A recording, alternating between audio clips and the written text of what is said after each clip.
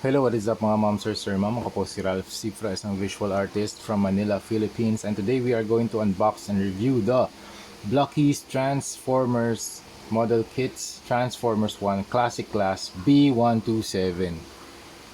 And this is the front of the box. The side of the box, you have the shot of the action figure and or the model kit rather, and accessories, exclusive weapons and accessories. Tapos ito yung likod na part. Comes with 1, 2, 3, 4, 5, 6, 7 runners. Tapos ito yung mabubuo mo with the base. Tapos ang gusto ko dito, meron siyang Elita 1 vehicle form. Yun, bonus vehicle. Kasi dati sa mga classic class, walang ganito. Walang mga bonus vehicles. And nagla-light up din yung chest and yung kanyang eyes. Sabi dito, no brush required, no glue required, and no cutters required. Pero gumamit ako dito ng cutters and cutters para lang mas malinis yung cut niya from the runner.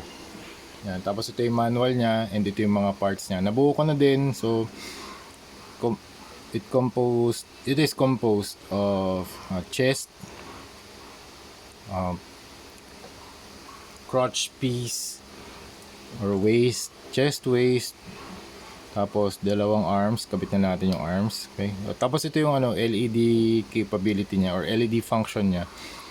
Once na matap sa likod, umiilaw siya. Tapos after 1 minute or so, titigil na, mag-off na siya. So that's a very nice feature.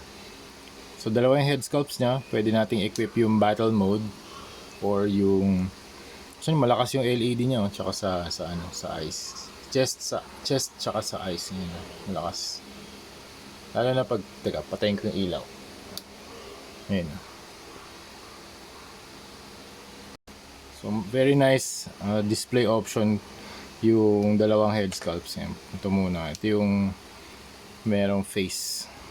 With the face sculpt, ito yung mga naka-battle mode siya. With the head armor. Ayan. Tapos, kabit na natin tong legs. Right and left leg niya. Ito yung right leg niya, ito yung left leg niya. Tapos meron din siyang kasamang cannon. Okay, shake test muna. Wala namang loose na parts. Very solid build. Nag-enjoy ako sa pag-build nito. Super fun and mabilis lang din naman. Hindi niya kailangan ng siguro mga ilang minutes. Siguro mga 10 to 15 minutes to 30. Yan, 10 minutes, 20 hanggang 30. Siguro 30 na yung max. Yeah, I think you can speed build this around 15 to 30 minutes.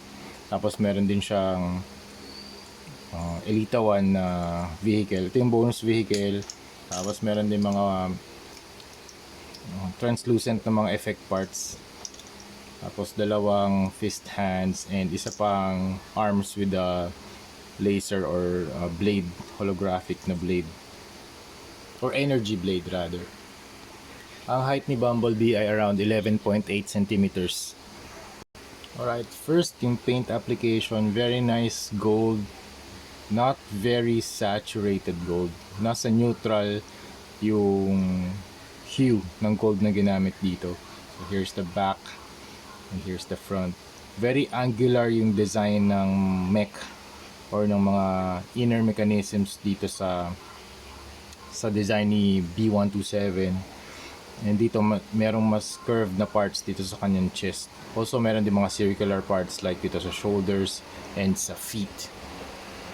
The texture ay glossy. Tapos yung gold is may mga metallic na sheen kapag nalalagyan or natatamaan ng ilaw. Ayun, pailawin natin. Ayun, may ilaw siya ngayon. Tatap nyo lang tong part na to yung likod. Okay. This is from the Transformers 1 movie. So if you haven't watched the Transformers 1 movie, super nice. And watch nyo na yung pag naging available na sa mga streaming na mga platforms, panoorin yung mga moms. Super nice. Okay, so let's start with the head. The head is very very detailed. Grabe yung head armor detail na nandito sa components ng kanyang head. So you have this segment here sa gitna and dun sa gilid nag-wrap around from cheek to the other cheek. You have the black segments around here. Tapos yung kanyang mga inner mechanisms ay gray. or gunmetal. Very nice touch. Tapos dito sa kanyang shoulder parts, you have the yellow trim and a lighter gray na mga screw. This one, yung cannon, is silver. The armor plates, the outer armor plates are gold. Very nice gold paint na ginamit. And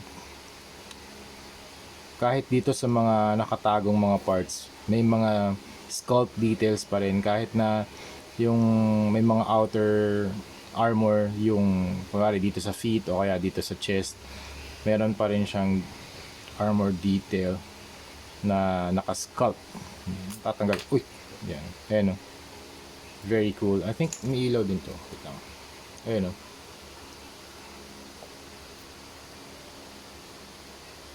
Mailaw din yung chest niya. So yun, pwede nyo gawing display piece kapag tatanggalin tong chest.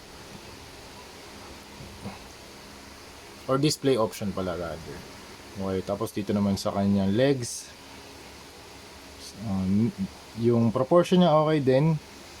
Very nice and parang I think this is accurate dun sa movie design.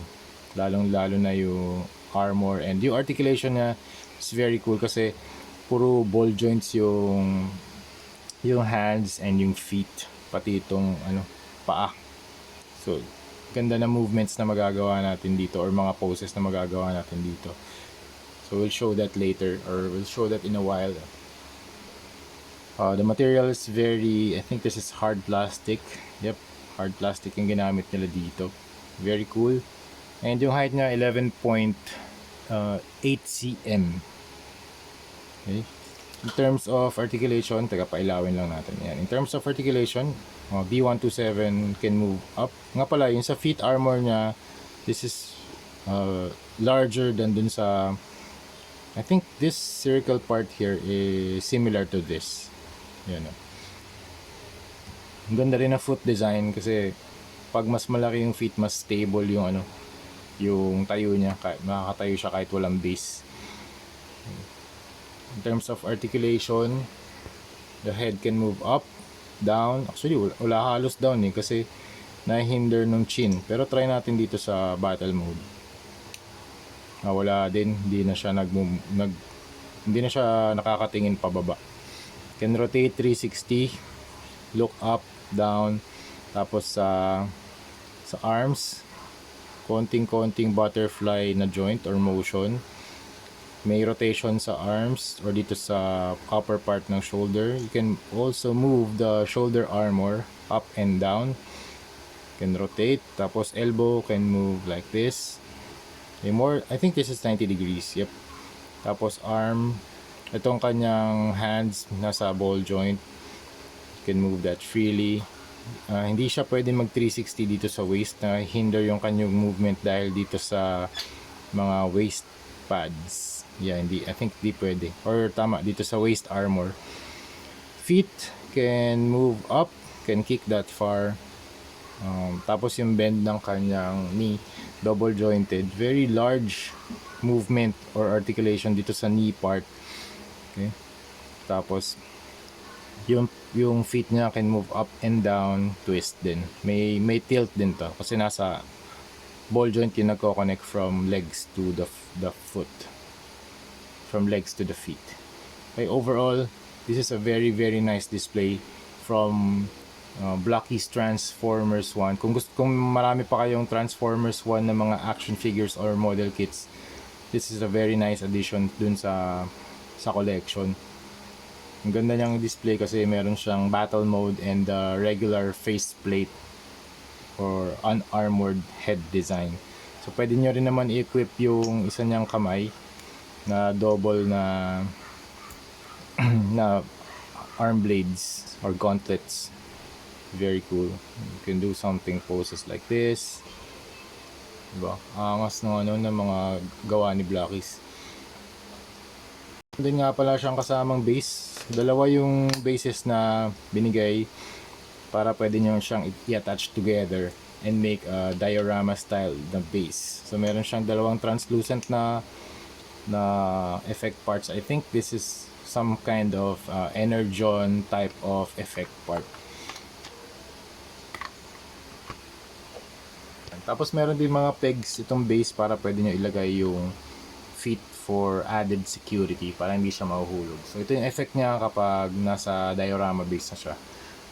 And then, this is very cool yung additional na bonus part na binigay nila, the Edita 1 na vehicle mode. This is very nice. Kasama to dun sa mga, yung parts niya kasama dun sa mga runners na included sa B127 na model kit. So, meron siyang wheels. Actually, maandar siya talaga. Sarap niyang paglaruan. So, very nice addition sa diorama based display. So, you can do something like this. Yan. So, kunwari nakapost si B127 tapos meron ditong vehicle mode sa likod. So, parang nasa foreground si B127 and nasa background naman si Elita 1. So, that's a very nice touch. Thank you very much, Blockies. Super cool na mga action figures or rather model kits. And ang next na re-review natin si Starscream naman. Okay, so yun. Thank you very much for watching and see you sa next video. Bye-bye!